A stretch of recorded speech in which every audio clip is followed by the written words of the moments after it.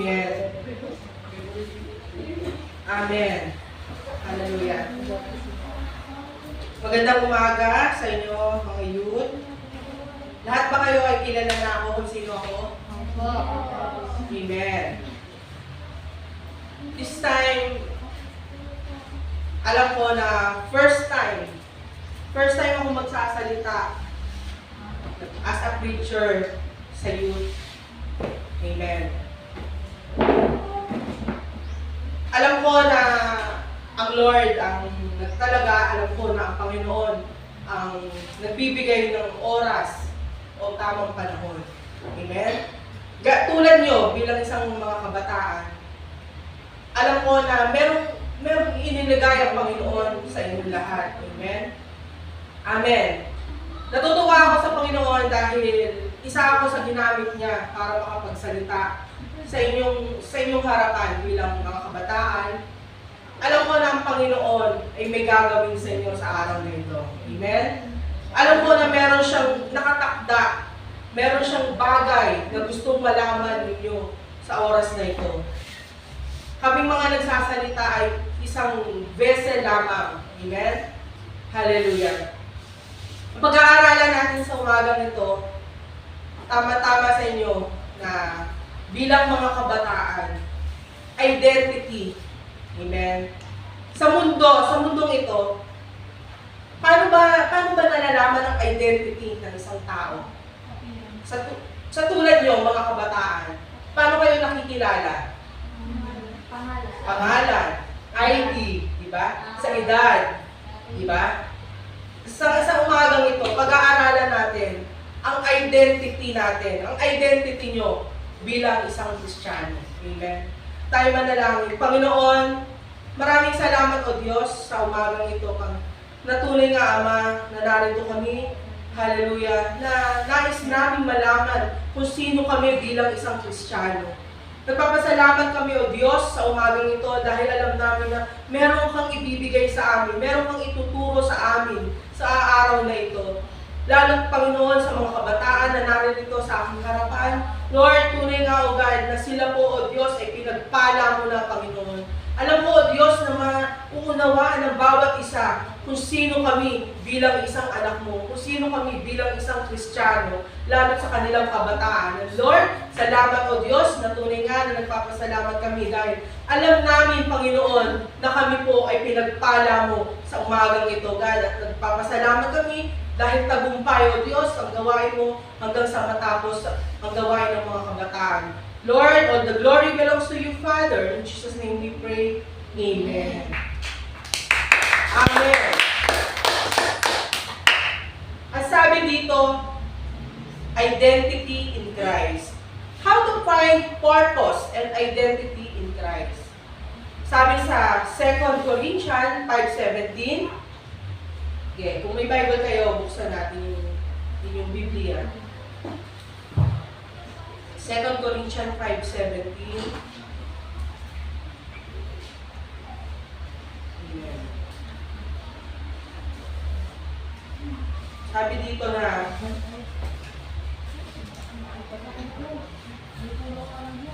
Second Corinthians 5:17, sabi dito na, kaya kung nakipag-isa na kay Kristo ang isang tao, isa na siyang bagong nilalang. Wala na ang dati niyang pagkatao, sa halip ito'y napalitan na ng bago. Amen? Amen. Bilang isang kabataan, o bilang isang Kristiyano, o bilang isang tao, alam natin na ang Panginoon ang dahilan kung bakit tayo nagbago. Amen? Sabi sa John 3:3 na tayo ay ipinanganak na muli. Amen? At ang sabi dito na paano natin malalaman o how to find purpose, identity in Christ. Yun ang sabi dito sa 2 Corinthians 5:17 na tayo ay bago na. Amen? Wala na yung dati nating pagkatao. Tayo ay iba na. Hindi na natin ginagawa yung mga bagay na hindi nakakaayon sa ating Panginoon. Tulad nyo na bilang isang kabataan, malaki ang impact nyo. Kasi bata pa kayo. Marami pa kayong magagawa. Amen? Sino dito ang elementary? Sino dito ang high school? Halos lahat dito high school, di ba? Alam nyo, nung panahon na, way back lang na, nung panahon na high school ako, nakakilala na ako sa Lord noon. Kumbaga, andun yung eagerness ko. Andun yung, kumbaga, umaapoy ako. Kasi yun yung time na ano ko sa Lord talaga. Na yun yung panahon na yung heart ko sa Lord, kasi bago di ba? Bago ka, so mainit ka sa Panginoon. Gaya ninyo, alam mo kahit hindi kayo bago o bago man kayo sa Panginoon, alam mo na yung heart nyo ay nasa Lord. Amen? Masarap talaga. Masarap na maglingkod sa ating Panginoon dahil sa kabataan nyo. Marami pa kayong kailangan, marami pa kayong dapat gawin, marami pa kayong kayang gawin. Amen? Hindi tulad ng, syempre, may edad ka na, ando na yung isa, napapagod ka, or marami ka nang ginagawa, busy, nag-aaral, nagtatrabaho, sabay-sabay yun, isa may pamilya na, hindi tulad nyo. Napakasarap maging youth, sa totoo lang. Kasi andun yung strength, nandun yung power, andun yung fresh pa yung mind nyo. Amen? And Lord, napakasarap na tinawag kayo sa kabataan nyo. Hindi tulad ng may edad na, kumbaga, shorten na yung time. Hindi tulad nyo, napakahaba pa ng lalakbay nyo. Ang identity nyo bilang isang Kristiyano, ang identity nyo bilang kabataan na anak ng Panginoon, ay ang pagsunod sa Kanya. To follow Him. Gawin yung mga bagay na inuutos niya, di ba? Sabi din sa Jeremiah 29:11, "For I know the plans that I have for you." Alam ng Lord, meron siyang plano sa inyo. Meron siyang bagay na i-install sa puso nyo. Meron siyang inilagay dyan na init. Diba? Sino dito yung nakaranas sa inyo na nung tinanggap nyo first time ang Panginoon, parang hindi nyo ma-contain. Diba? Hindi nyo alam kung ano yung nararamdaman nyo. Hindi nyo alam kung gaano kayo kasaya. Hindi nyo alam kung gaano nyo kamahal ang Panginoon. Iyon yun. Kasi ang Lord ang nagbigay sa'yo sa puso nyo. Bilang kabataan, kayo, napakapalad nyo. Hindi ko sinasabing swerte kasi sa mundo yun. Napakapalad nyo. Minsan, nagkakaroon din ng holy inggit ang mga may mga edad. Dahil mas marami kayong magagawa. Amen? Ang Lord ang pumili sa inyo. Amen? Hindi kayo ang pumili sa Kanya. Sa karamihan ng kabataan, sa eskwelahan, sa community, sa lugar ng Montalban, sa lugar ng Burgos, hindi kayo ang pumili sa Panginoon. Amen? Naniniwala ba kayo doon? Hindi kayo ang pumili sa ating Lord. Siya ang pumili sa inyo. Amen. Kanina naririnig ko yung apple of the eye. Precious kayo sa Panginoon. Amen. Lahat tayong anak ng Diyos ay precious sa Panginoon. Pero ang sinasabi ko dito ay kayo. Kasi gawain nyo to, mga kabataan. Amen. Amen. May naiintindihan po ba tayo? Amen. Ang sabi dito no, that Christians are new creation in Christ with a new identity, purpose, and relationship with God. Amen. Yun yung sinasabi ko kanina, na kayo ay bago ng nilalang. Amen. Wala na yung dati. Ano yung sinasabi ko dito na wala na yung dati? Hindi yung wala na sila, ay wala na si Lovely. Diba? Ay wala na si Brother Jericho, ay wala na si Sister Red. Hindi yung physical. Yung mga ginagawang hindi kaaya-aya sa Panginoon. Dapat malaman natin to, even na kayo ay kabataan pa lamang. Dapat alam nyo na merong in-install sa inyo ang Panginoon na mas mahalaga. Kasi gagamitin niya kayo. Gagamitin niya kayo sa mga kabataang tulad nyo. Gagamitin niya kayo sa mga kaibigan nyo, sa mga kaklase, sa kamag-anak. Kasi malaki ang impact nyo. Amen? Naintindihan nyo? Amen? Malaki ang impact nyo sa mundo. May gagawin kayo. Malaki ang bahagi nyo para makakilala ang mga taong wala pa sa Panginoon. Amen? Alam nyo, itong bagay na to, itong ginagawa natin, is a training ground. Amen? Ako, hindi ko alam na nandito ako sa gitna, sa harapan nyo. Wala akong idea o wala akong alam. Pero si Lord ang nagbigay nito. Si Lord ang nagtalaga. Noon pa man, itinalaga na ng Panginoon na magsasalita ako sa harapan nyo. Amen? Amen. Dahil meron siyang gagawin. Meron siyang nakahanda para sa inyo. Amen? Kay Sister Nicole, kay Sister Lapi, kay Sister Daniela, kay Sister Angela, kay Sister Red, kay Sister Ann, kay Sister Naomi, kay Brother Daniel, kay Brother Jericho, kay Sister Chanel. Alam niyo, bago kayo umupo dyan, nangyari na to. Itinalaga na to ng Panginoon. Amen. Dahil meron siyang gagawin sa inyo. Amen. Amen. Palakpakan natin ang Panginoon. Alam niyo, bilang isang kabataan, napakasarap na malaman na mahal tayo ng Panginoon. Na mahal kayo ng Panginoon. Amen. Iyon yung identity nyo dito sa mundo. Ang mahalin ng ating Diyos. Ang gumawa patungkol sa ating Panginoon. Sabi dito, in Christ you are loved. Amen? Naintindihan niyo ba yung in Christ you are loved kanina? Yun yung ginagawa nyo, tinatranslate. Di ba? O, sige, this time, sabi dito, in Christ you are loved. Yun yung identity mo sa Panginoon. You are loved, your identity is a child of God. Amen. Di ba?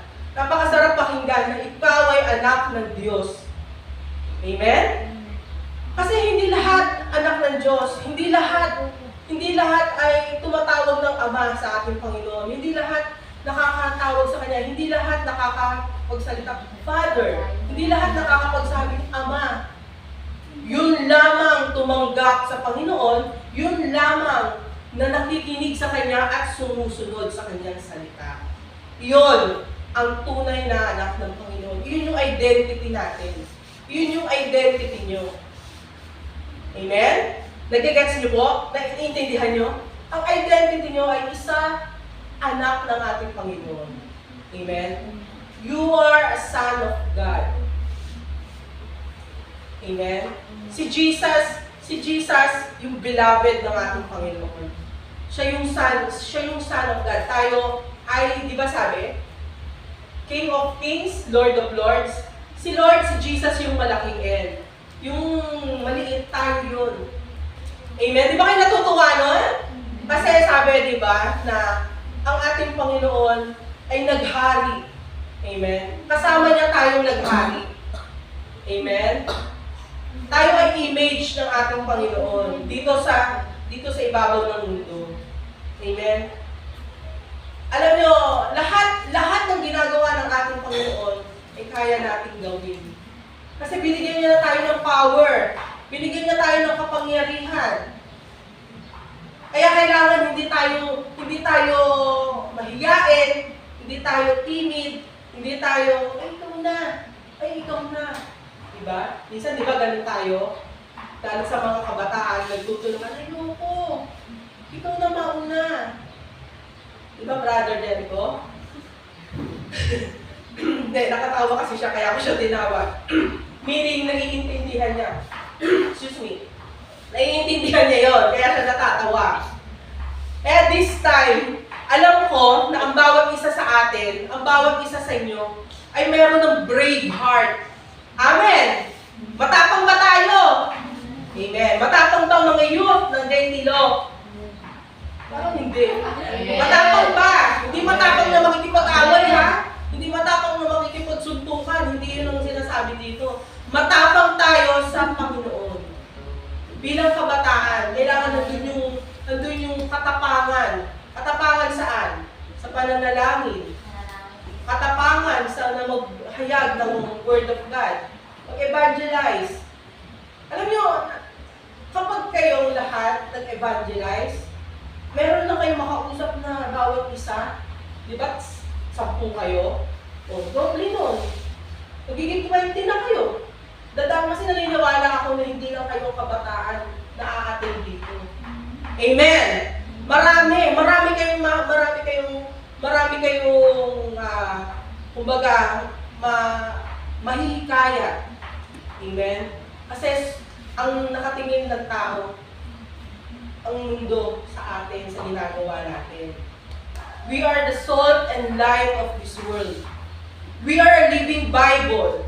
Kahit hindi pa tayo nagsasalita, kahit wala pa tayong ginagawa, kapag nakita nila na tayo ay sumusunod sa ating Panginoon, ay, si Sister Lovely, Kristiyano yan.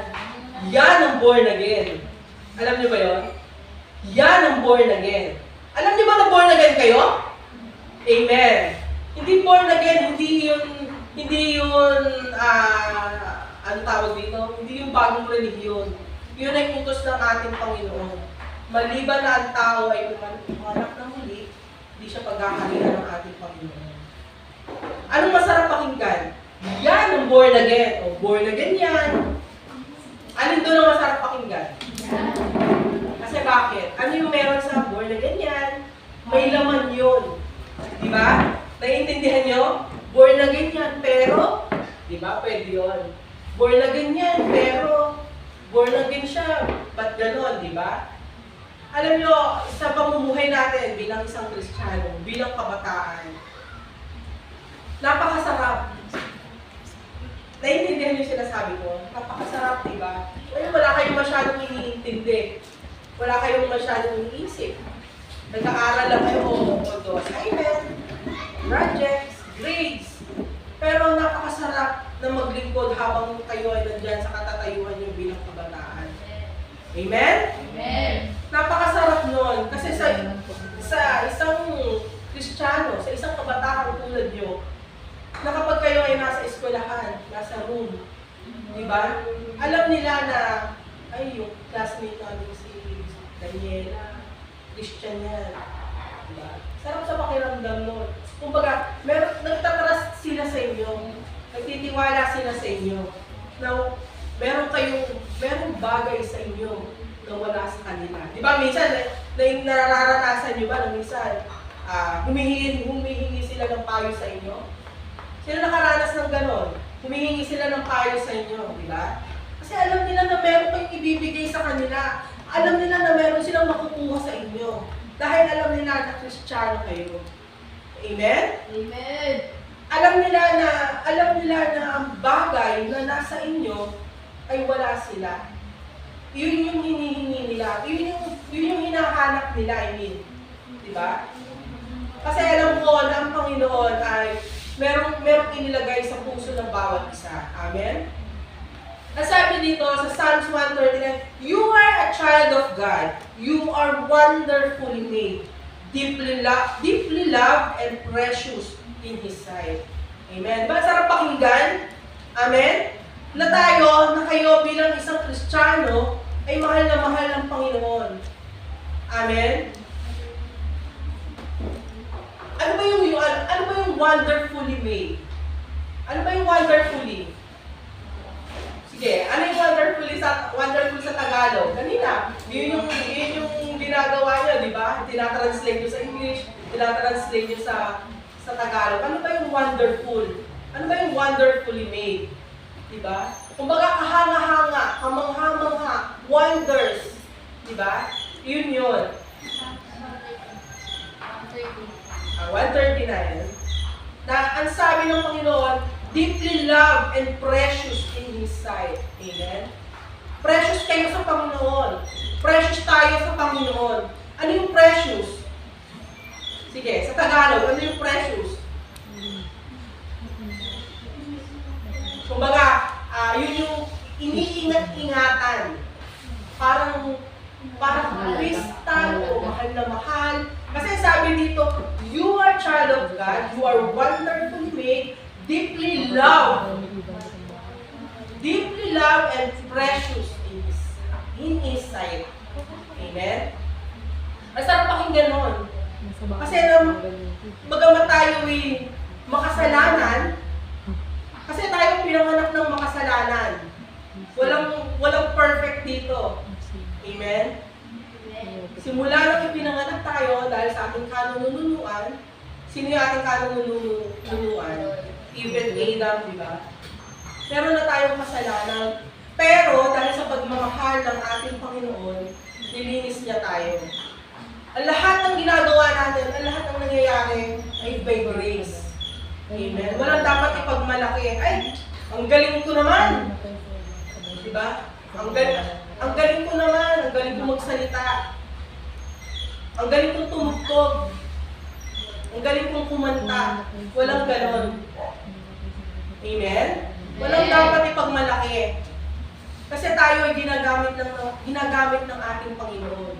Ang lahat ng ginagawa natin dito, bilang isang Kristiyano, walang ibang dapat pagpulihan kundi ang ating Panginoon. Amen? Amen. Kasi alam nyo, bilang kabataan, masarap na ginagamit ka na ng Lord. Amen? Masarap na meron ka ng ginagawa sa ubasan ng ating Panginoon. Hindi lahat nagkaroon ng pagkakataon.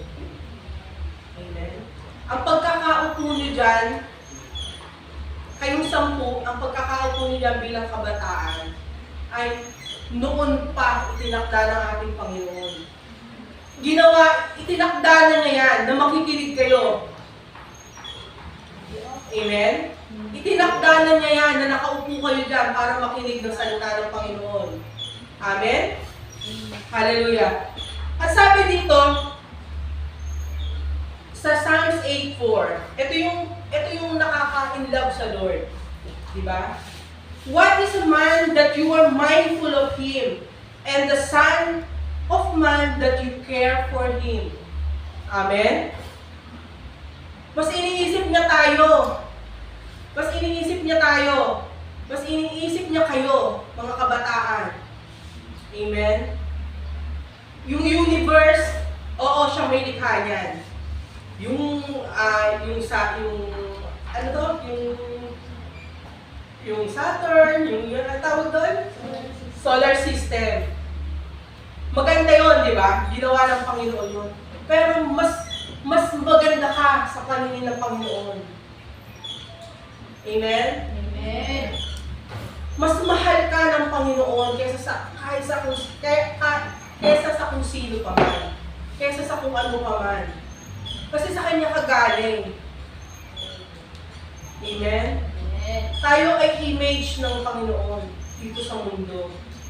Diba? We are Christ-like. Amen? Naintindihan nyo, mga kabataan?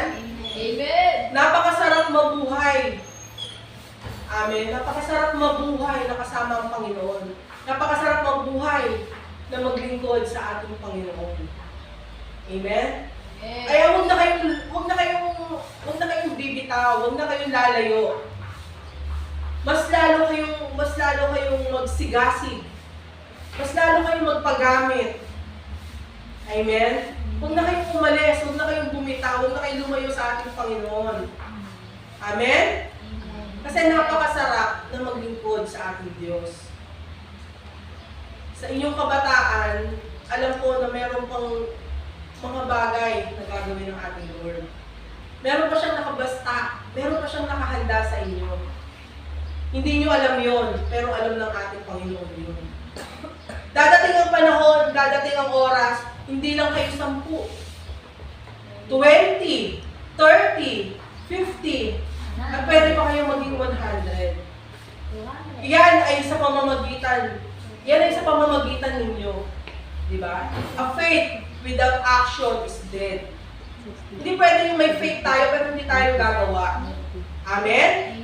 Kailangan natin na magbigay ng time para sa evangelism. Diba? Marami kayong kaibigan, amen? Marami kayong kakilala. May mga pinsan kayo, may kapatid, na kabataan na tulad nyo. Ihayag nyo sa kanila si Jesus. Ikwento nyo sa kanila si Jesus. Ikwento nyo kung ano yung ginawa sa inyo ni Jesus. Ikwento nyo kung ano yung ginawa sa inyo ng Panginoon, kung paano nyo siya nakilala. Makikita nyo sasama sila sa inyo. Hindi kayo nagbibigay ng bagong relihiyon. Ang binibigay nyo yung hope. Amen? Binibigay nyo yung kapayapaan, yung pag-asa na nagmumula sa ating Panginoon. Amen?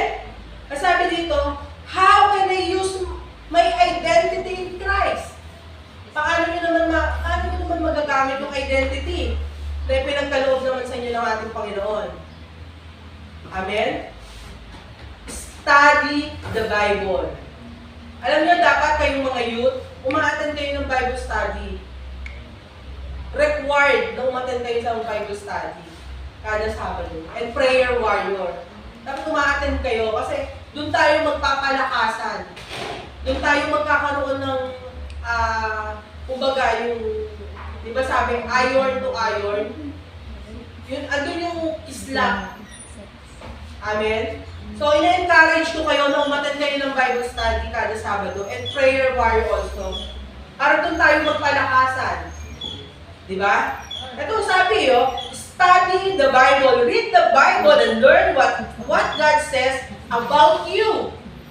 Amen? Sa Bible niyo malalaman kung ano yung gusto sabihin ng ating Panginoon tungkol sa inyo. Ang sabi sa Joshua 1:8, dili-dilihin mo ang aklat na yaon. Ano yung aklat na yaon? Itong Bible.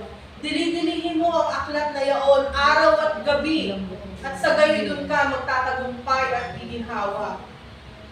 Ate Seri, araw at gabi, hindi na po ba kami matutulog? Hindi yun ang ibig sabihin nun. Ibig sabihin, i-meditate mo. May time ka sa umaga, magbasa ka. I-meditate mo. Doon mo malalaman kung ano gusto ng Lord sa'yo. May time ka sa gabi, Ate Seri, pagod ako sa umaga. Ate Seri, pagod ako sa gabi. Kung ano yung free time mo, dapat meron kang meditation time. Meron tayong meditation time. Kasi doon tayo kakausapin ng ating Panginoon. Study the Bible. Doon mo magagamit yung identity mo bilang isang Kristiyano. Ano nga ba ang identity natin? Nalimutan na. Ang identity natin, tayo ay anak ng Diyos. Amen? We are loved. Mahal tayo ng Panginoon. Lagi niyo tatandaan yon na tayo ay anak ng Diyos. Yun yung identity natin. May identity kayo sa school. Di ba may ID kayong ginagamit? Estudyante kayo doon. Di ba? Sa bahay, ano kayo sa bahay? Anak kayo. Dito sa bahay-sambahan, o dito sa mundong ginagalawan natin bilang isang Kristiyano. Anong identity mo? Anong identity natin? Tayo ay anak ng Diyos. Amen? Amen. Hallelujah. At sabi dito, ano yung una? Yung how can I use identity in Christ?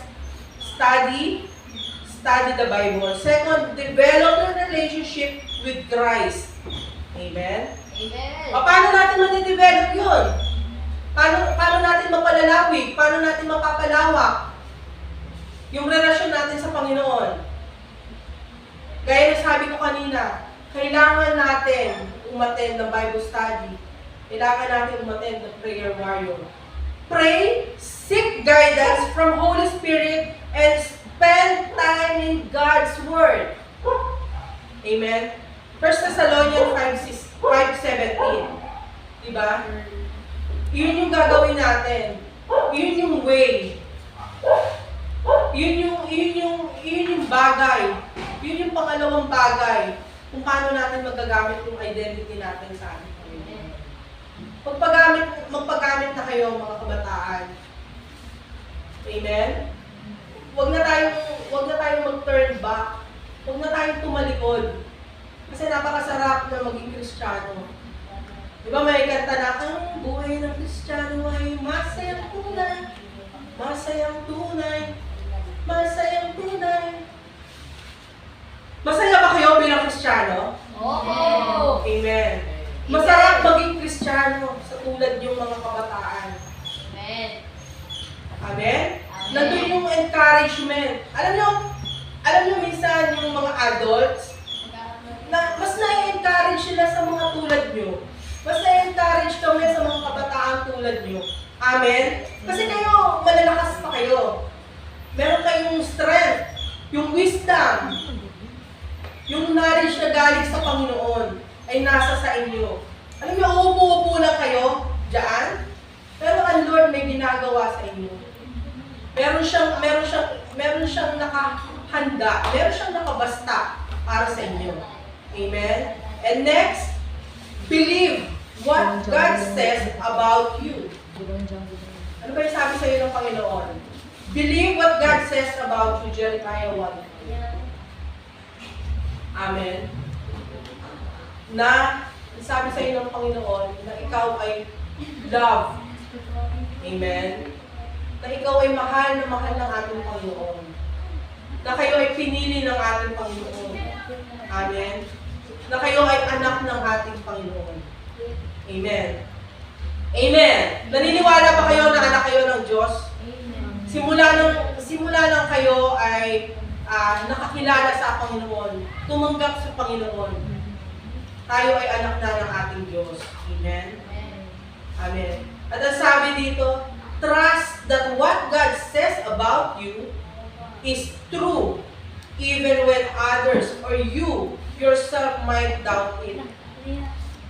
Naintindihan nyo? Amen. Trust that what God says about you is true, even when others others or you yourself might doubt it. Kahit na ikaw mismo nagda-doubt ka. Amen? Kahit na ang ibang tao nagda-doubt sa'yo, paniwalaan mo kung ano yung sinabi ng Diyos sa'yo.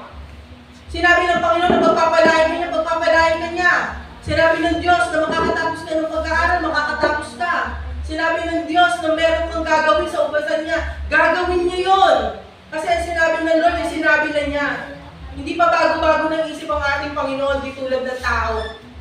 Amen? Sinabi ng Panginoon, Sister Daniela, pagpapalain kita. Paniwalaan mo yun. Sister Lovely, makakatapos ka ng kolehiyo. Paniwalaan mo na yun. Amen? Sister Chanel, gagamitin kita sa mga kaibigan mo. Sister Nicole, gagamitin kita sa mga kaklase mo. Amen? Paniwalaan mo yun. Even though na ikaw mismo sa sarili mo ay hindi ka makapaniwala. Pero ang Lord, naniniwala siya sa'yo na kaya mong gawin yun. Amen? Amen. Dahil alam ng Diyos na kaya mo. Alam ng Diyos na may gagawin siya sa'yo. Alam ng Diyos noon pa man na itinalagana niya ang bawat buhay natin. Amen? Itinalagana ng Panginoon na tayo ay nandito, nag-uusap-usap. Itinalagana ng Panginoon na may mangyayari sa buhay ng bawat isa. Amen? Palakpakan na natin ang ating Panginoon. Amen. Hallelujah. At sabi dito, live in obedience. Amen? Follow God's plan in your life, even when it's difficult. 1 John chapter 2, verses 5 and 6. Amen? Ano yung live in obedience? Amen? Sumunod lang tayo sa Panginoon. Obedience is better than sacrifice. Amen? Meron nga, makikinig ka ng salita ng Diyos. Makikinig ka sa utos ng Panginoon. Pero hindi mo naman ginawa. Hindi ka sumunod. Wala yun. Baliwala. Nakinig ka lang. Pero lumabas sa kabilang tenga mo. Hindi yun nag-merit. Diba? Gaya sa school nyo. May instruction ng teacher sa gagawin nyo. Pero hindi nyo naman ginawa. Sa tingin nyo, tama yun? Diba? Hindi. Walang points yun. Sinabi sa exam, encircle the letter. Ang ginawa nyo, nag-underline kayo. Nakinig ba kayo? Nag-obey ba kayo? Ang sabi sa exam, underline the word. Anong ginawa nyo? Inekisan nyo. Ilagay nyo ng X. Ano sa tingin nyo? Correct yun or wrong? O, diba? Ano ang mahalaga? Binasa nyo siya, oo. Binasa nyo.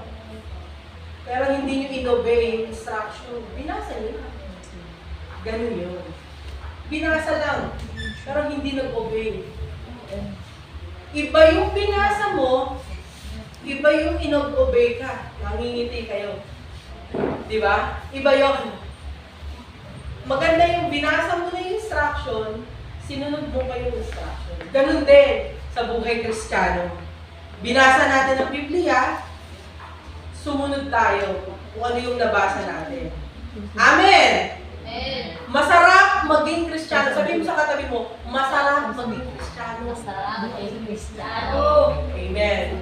Dahil sa kabataan nyo, mayroon pa kayong mas malawak, mas mahaba pa ang lalakbayin nyo bilang isang Kristiyano. Napakarami pa, napakasarap, napakasaya.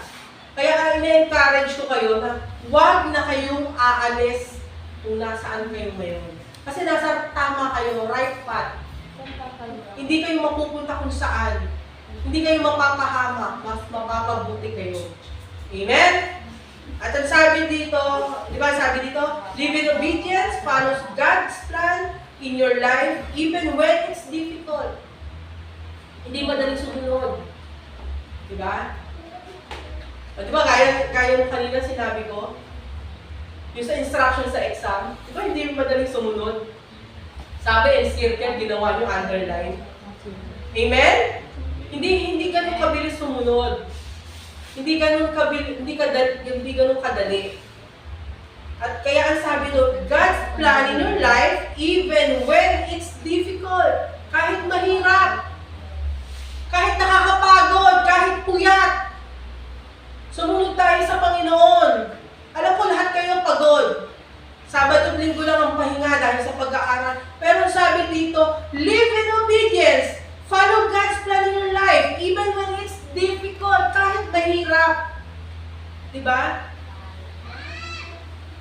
Kasi nakatingin sa'yo ang Panginoon. Diba may, yung mga sa Bible, diba sumunod sila? Sino yung mga sumunod? Sila Abraham, sila Moses, sila Daniel, sino pa? Maraming character sa Bible na kahit mahirap, sumunod sila kasi narinig nila yung tinig ng Panginoon. Yun yung tinatawag na hear and obey. Narinig mo, di ba? Narinig natin. Pero minsan nahirapan tayo sumunod. Amen? Kaya sabi nga dito, follow God's plan in your life even when it's difficult. Kahit mahirap, kahit pagod na tayo. Kasi hindi lang naman sa pag-aaral kayo napapagod. Alam ko, napapagod din kayo sa bahay. Napapagod magurong, maghugas ng plato, maglaba. Ano pa, maglinis ng bahay. Totoo ba? Napapagod ba kayo doon? Amen. Isa yun. Hindi lang tayo dito sa gawain ng Panginoon masipag. Kailangan, unang-una tayong masipag sa bahay mismo. Kasi salt and light ka. Salt and light tayo ng Panginoon.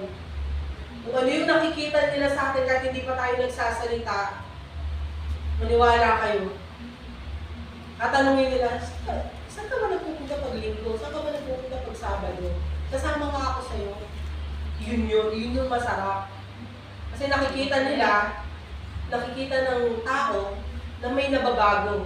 Nakikita ng tao na merong kakaiba sa'yo. Amen? Amen. Amen! At ang sabi nito, sa last part ng word ng Panginoon, how can you find your identity in Christ? Ito na yung summary. Amen? Naintindihan niyo po ba? Naintindihan niyo po ba yung mensahe ng ating Panginoon? Ang sabi dito, get to know your Creator. Amen. Alamin mo kung sino yung nag-create sa'yo. Sino ba siya? Sino ba si Lord? Sino ba si Jesus Christ?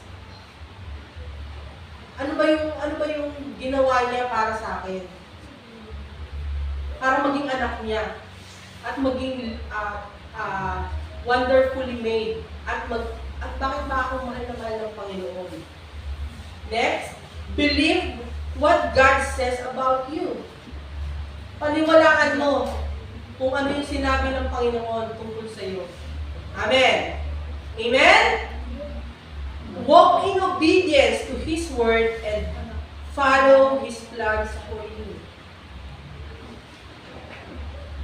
Yun. Ang sabi ng Panginoon.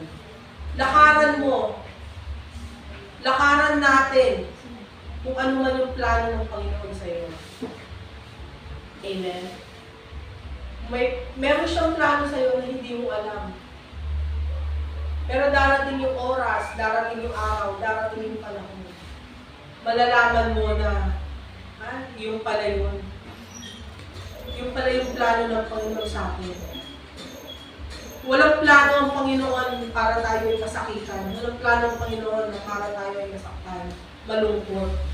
Amen? Ang plano ng Panginoon sa atin na tayo ay guminhawa, magkaroon ng magandang buhay, makatapos ng pag-aaral, magkaroon ng bahay at lupa. Amen?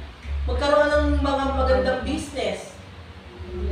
Matupad yung pangarap ng bawat isa. Yun yung plano ng Panginoon sa inyong lahat, sa ating lahat. Amen?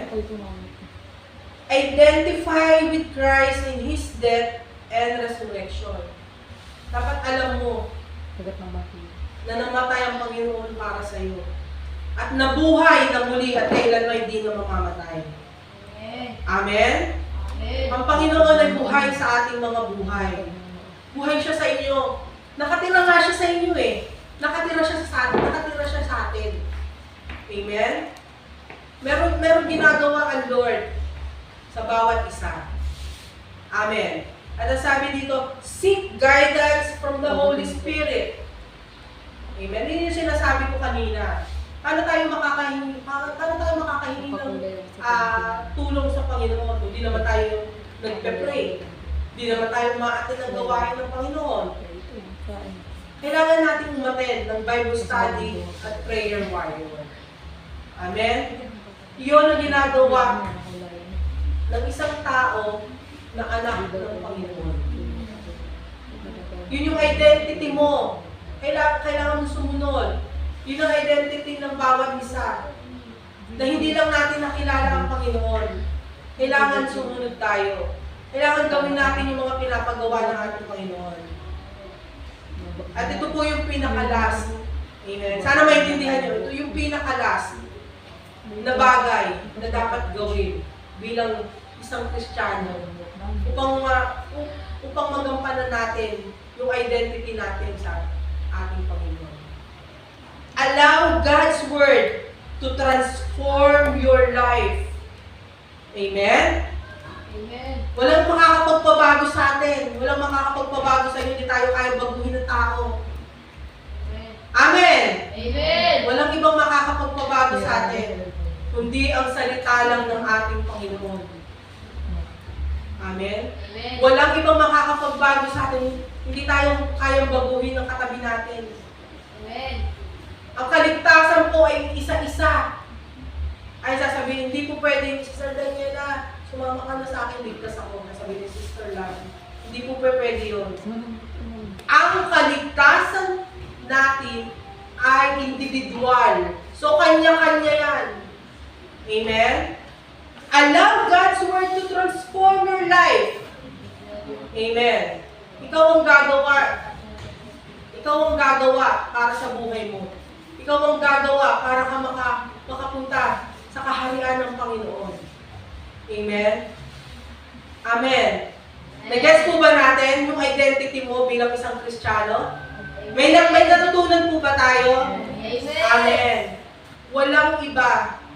Walang ibang way. Walang ibang paraan. Amen. Kundi ang ating Panginoon lamang. Ang identity mo bilang isang Kristiyano ay sumunod, ay gumawa sa kanyang ubasan. Gawin ang kanyang utos at isapamuhay ito. At huwag kakalimutan mag-aral ng kanyang salita. At sa kadahilanan yun, sa pag-aaral ng salita, ang salita ng Panginoon ang makakapagpabago ng ating buhay. Amen? Amen. Palakpakan natin ang ating Panginoon. Lord, Panginoon, maraming salamat po. Diyos sa pagkakataong ito na nakapagsalita ako sa harapan ng mga kabataang ito. Panginoon, salamat sa mga kabataang ito na tunay nga, Ama, na nalaman nila kung sino sila. Hallelujah. Kung ano yung identity nila bilang isang Kristiyan.